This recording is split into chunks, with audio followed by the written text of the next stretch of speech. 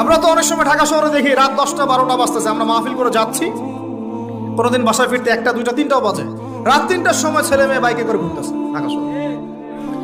ওই মেয়েটার কি বাসায় বাবা নাই, ভাই নাই, কোনো স্বামী বা কেউ নাই, মাহারাম কেউ নাই? তো আমরা সুযোগ দিচ্ছি বলেই তো আমাদের ঘর পর্যন্ত ঢুকতে পারছে। সবার আগে মেয়েদেরকে শক্ত হইতে হবে।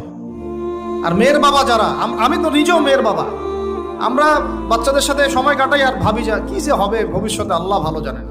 কিভাবে মেয়েকে মানুষ করব, কিভাবে সতীত্ব রক্ষা করবে আমাদের মেয়েরা। যা চলতেছে অনেক মাদ্রাসার মেয়ে পর্যন্ত নষ্ট হয়ে গেছে।